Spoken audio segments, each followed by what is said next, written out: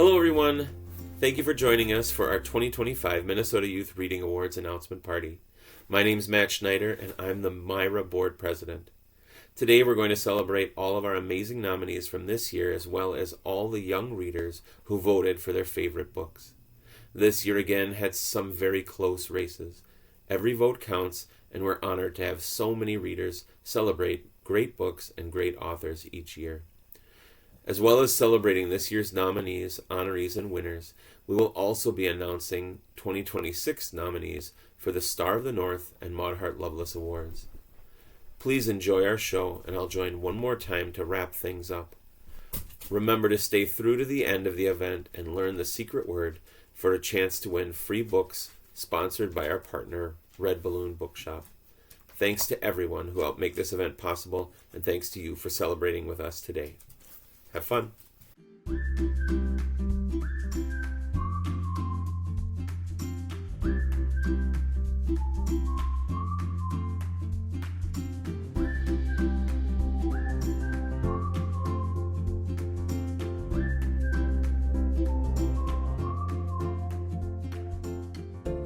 Hello.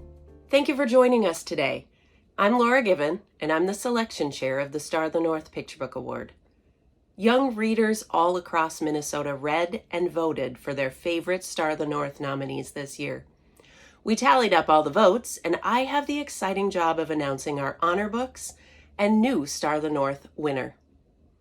Our first honor book this year is Finding Family, The Duckling Raised by Loons, written by Laura Purdy Salas and illustrated by Alexandria Neonakis. Our second honor book this year is A Delicious Story, written and illustrated by Barney Salzberg. And the winner of the 2025 Star of the North Award is The Red Jacket, written and illustrated by Bob Holt. Congratulations to our new Star of the North winner and honor books. Please mark your calendar and join us this fall to celebrate our new winner and honor books at our MYRA Award presentation. And now it is time to announce the new list of Star of the North nominees for the coming year, 2026.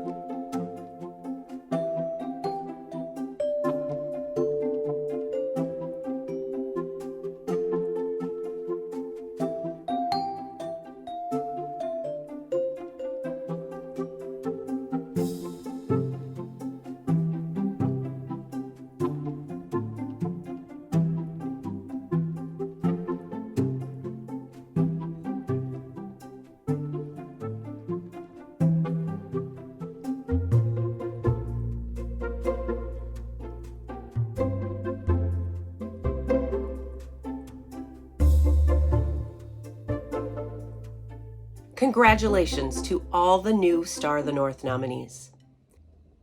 We have a tradition with our announcement event each year. We invite the Minnesota creators of our newly announced nominees to be part of our event as special mystery guests. I am thrilled to have so many fabulous books with Minnesota connections included in our nominees this coming year, and even happier to have Minnesota creators able to join us today. Please enjoy meeting our very special Star of the North mystery guests.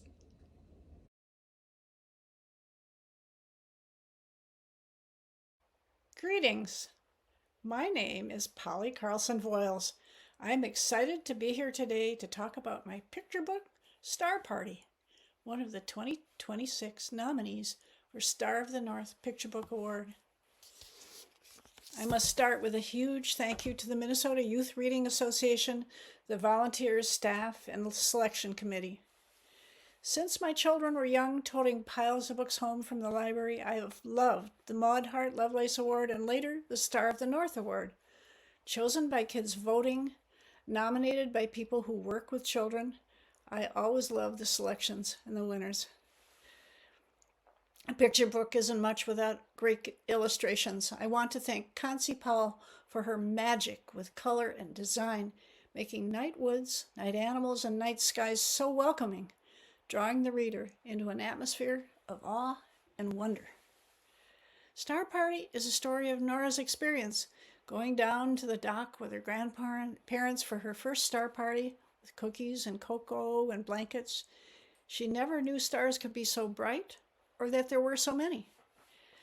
Nora is doubly excited to understand that children all over the world could be seeing what she sees, even in Siberia. Awe and mystery are pretty big ideas to write about, but just coming down to the dock with Nora is a good first step. This is not a book about astronomy, but an invitation to be fascinated by the stars. To really feel something deeply often produces many questions, and questions lead to learning. A wonderful start to learning is to feel wonder as a child. What led me to write this book? My own experience for many years started with moon watching with my mother in the backyard of our Minneapolis home, then continued on many canoe trips in the BWCA as a teen and in my 20s and later. And my astronomy professor at the University of Minnesota, Dr. Kaufmanis, whispered to our class of 200, everyone was dead quiet in order to hear him, saying, "The earth we live on is just a tiny speck of dust in the universe." He had our attention. Awe prompts questions. How is it possible to see the light of a star that has spent 700 light years getting to us? Or a star that we see that is 1,000,000 light years away? How can our immense Milky Way galaxy be only one of an estimated 2 trillion galaxies in the known universe? Looking at stars is like looking deeply, deeply, deeply into time. One of my main inspirations to write this book came from learning that 8 of 10 children in the world never see the Milky Way because of light pollution. I wrote this book for all children, but especially for them, hoping someday this statistic will change. When my husband Steve and I moved to a hilltop on the edge of the BWCA some years ago, we had a new luxury, seeing the Milky Way every clear, dark, moonless night. That is when I finally got down to writing my books. That is when the first draft of Star Party was written. But the draft went into a dim and dusty file until one night at a retreat for children's book writers on the Rainy Lake, I invited the group to come down with me to the dock for a star party, bringing cocoa and cookies or wine and cheese. As we say, we're lying in the dark. I mentioned that I had a draft of a picture book about a star party, but I thought no one would publish it because it was a quiet book. They disagreed. Their encouragement was gigantic and motivating me to spend most of that week working on shaping this story. One of the newest developments that I love is the establishment of the dark sky sanctuaries as mentioned in the back matter of this book. These are places where there is very little ambient light, where anyone can come and view the stars. Minnesota contains 2 of the largest dark sky sanctuaries in the world in the Voyageurs National Park and in the Boundary Waters Canoe area. These are places anyone can go on a moonless, clear night, summer or winter, to experience what Nora experienced, to understand that worldwide we all share the stars.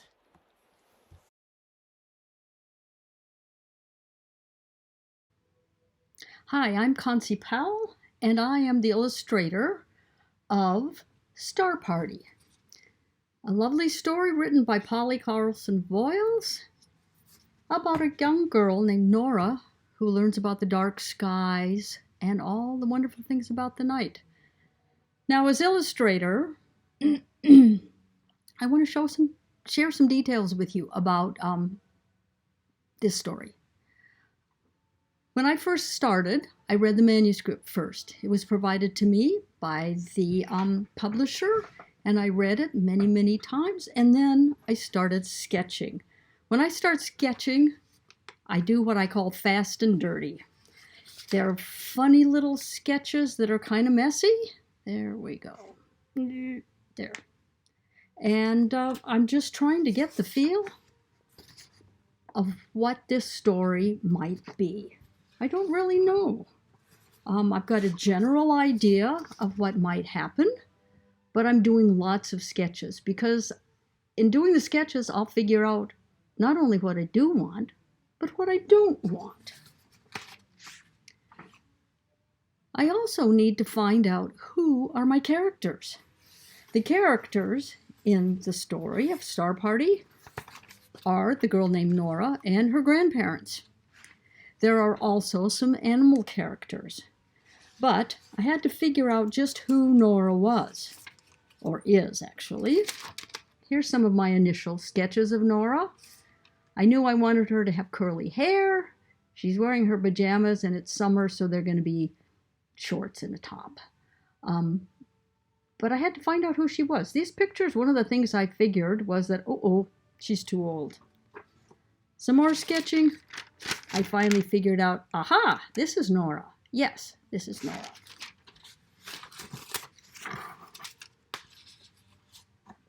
I also had to figure out some of the animal characters.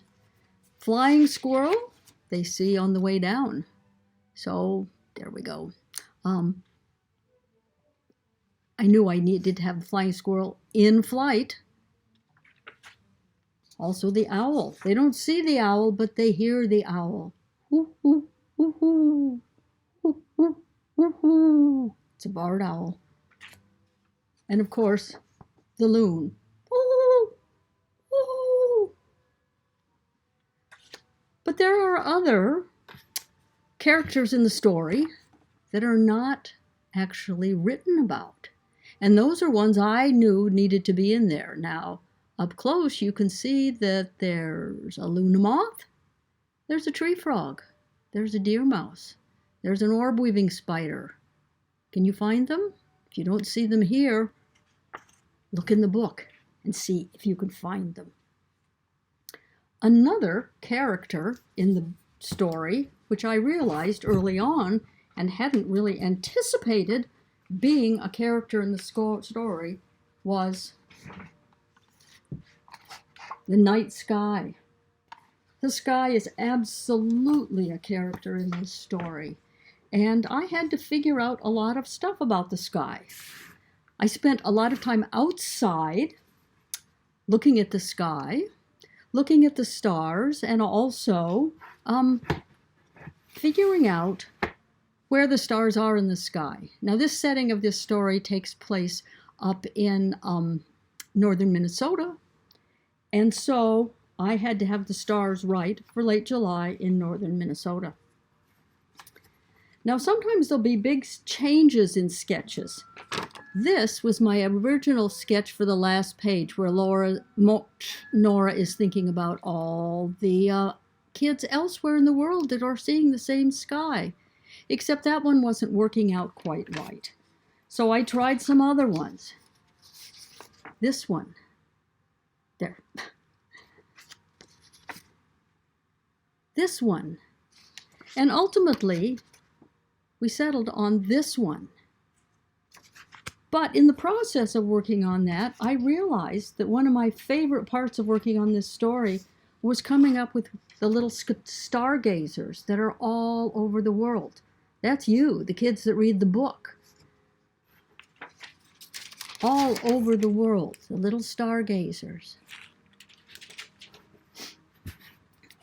I did lots and lots of them. These are the sketches.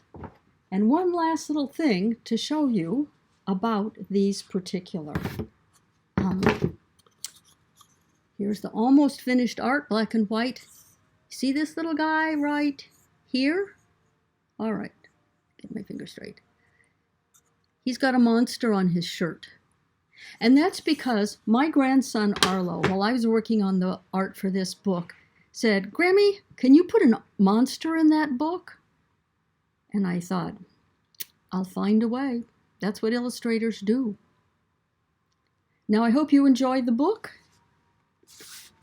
and can find yourself amongst those little stargazers. Thanks. Bye.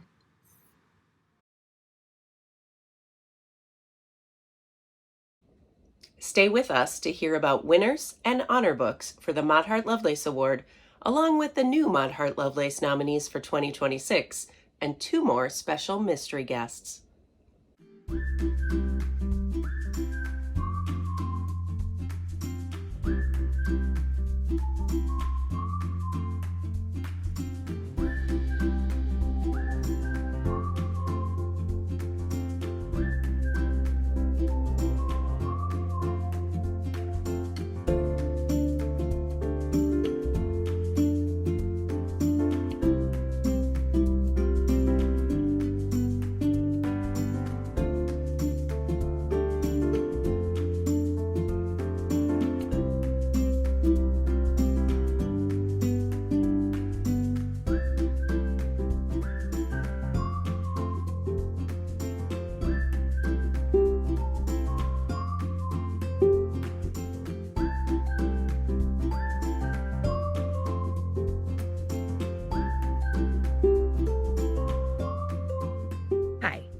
I'm Anna Zabotnik, and I am the selection chair of the Maud Hart Lovelace Reading Award.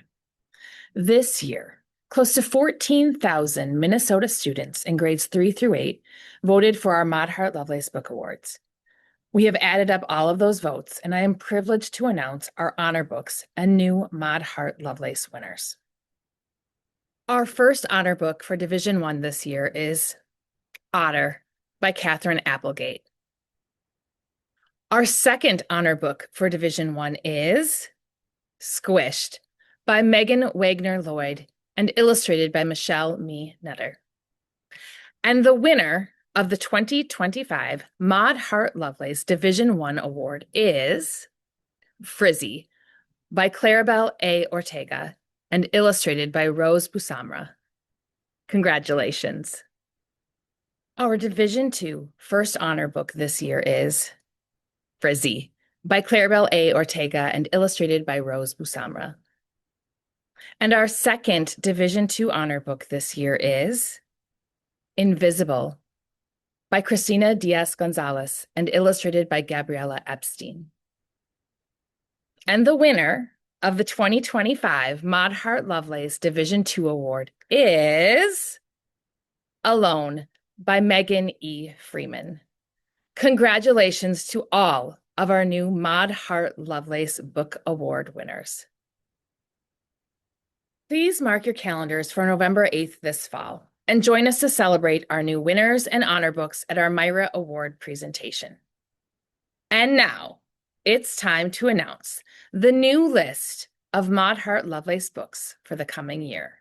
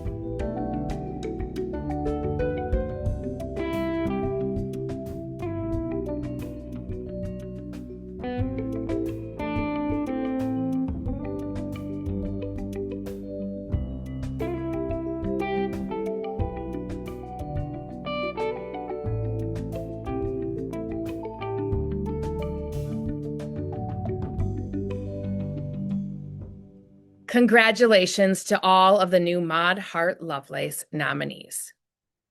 And now, get ready to meet our amazing Maud Hart Lovelace mystery guests.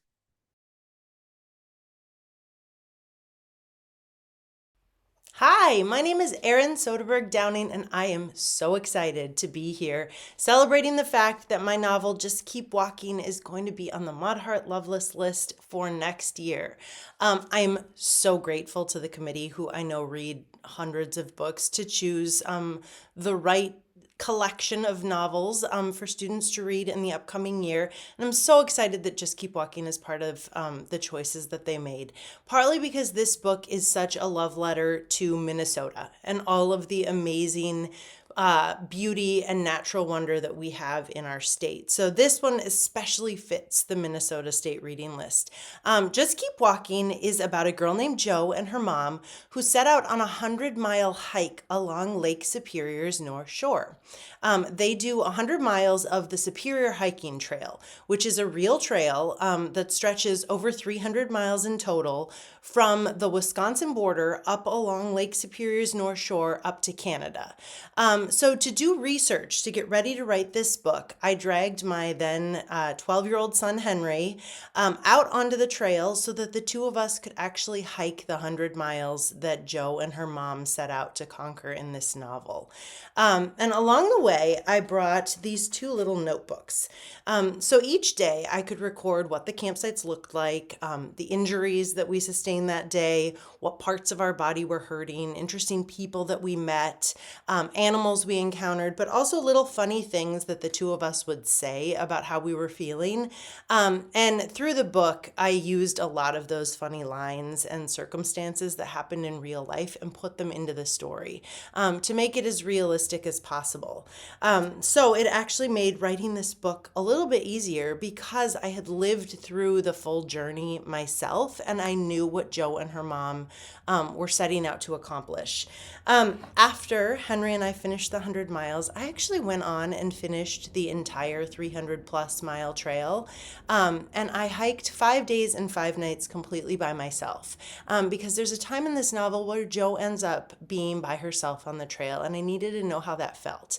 Now, for me, camping and hiking alone is not something that I was excited to do, and it's certainly not something that Jo is excited about in this novel. But I knew I needed to know what that experience would feel like. And what I discovered is I was better at it than I ever gave myself credit for. I was tougher, stronger, more resilient than I thought. So even though I went 5 days and 5 nights without seeing another human being, I made it. And I came out on the other side knowing that I wouldn't choose to do it again, but I could if I had to. And so that's what this story is all about. It's about us being stronger than we give ourselves credit for, being able to handle more than we can. But it's also an awesome mother-daughter story. It's an adventure novel. It's about survival. And I hope Minnesota readers love it and then want to get out on the trail and experience the Superior Hiking Trail yourselves, because it's right here in our own backyard. Thank you again. I am super excited for readers to discover this story, and I hope you enjoy yourselves. Okay, thank you. Hello, my name is Annika Fajardo, and I'm the author of the book Meet Me Halfway. Thank you so much to the Minnesota Youth Reading Awards and especially to the Maud Hart Lovelace Selection Committee for reading all the books that you read and for selecting Meet Me Halfway for the Maud Hart Lovelace division. I thought you'd like to know a little bit about me. I am a writer, born in Columbia and raised in Minnesota. And I'm the author of a memoir for adults called Magical Realism for Non-Believers, a memoir of finding family, came out in 2019. I'm also the author of 2 middle grade novels. The first book is What If a Fish, which won the Minnesota Book Award in 2020. And the author of Meet Me Halfway, the one I'm going to talk about today. Meet Me Halfway is inspired by my own story, although it is 100% fiction. The story is about 2 kids, Maddie, who is originally from Minnesota. She grew up in St. Paul, and when her mom gets remarried, she has to move across the country to California with her new stepfather and her new stepbrothers. As you can imagine, she's not super happy about that. She has to start 7th grade in a brand new school. And the first thing that happens to her is she meets another girl, Mercedes. And Mercedes and Maddie look mysteriously alike. And despite looking alike, they do not like each other. Pretty soon, they discover that they are actually half-sisters, and the two girls go off on an adventure to find their Colombian father. So you can see some of the similarities between my life and the life of these characters. They're both half Colombian. Maddie is also from Minnesota like me, but the rest of their story is completely an adventure that has never happened to me. The two girls go off in search of their dad. They go on a road trip in a way that only 7th graders can go on a road trip. They end up navigating a college campus and trying to make their way through the campus, meeting all the very interesting people that you might meet at a college campus. This book was inspired by a couple different media. One of the things that inspired me to write this book was one of my favorite books when I was a kid, From the Mixed Up Files of Mrs. Basil E. Frankweiler. If you have never read this book, it is an amazing story of an adventure. It all takes place at the Met Museum in New York City, and I loved this book as a kid. And I really wanted to give readers an experience of being on an adventure like that. I was also inspired by the movie The Parent Trap. I personally grew up with the old version with Haley Mills. There's also a newer version with Lindsay Lohan that is just as fun. One of the things I loved about the movie The Parent Trap was how much the two girls hated each other and all of the pranks that they pulled on each other. I think it's really fun. I think kids find it really fun to see kids who don't get along with each other. And of course, eventually they do get along. And so I wanted to have that same kind of sense of adventure and that same kind of conflict and figuring out how to work together in my book. One of the things that you might not know about Meet Me Halfway is that it was recently translated into German. The German book is called Maddie and Mercedes, and it is the same story. As you can see, it still has the two characters, Maddie and Mercedes. And one of the things that people don't know about The Parent Trap is that The Parent Trap was actually based partly on a German book called Lisa and Lottie, which is also about kids who discover that they are related and have to figure out how to get along. I am so excited that Meet Me Halfway was selected as part of the Minnesota Youth Reading Awards, and I hope you enjoy it. Thank you.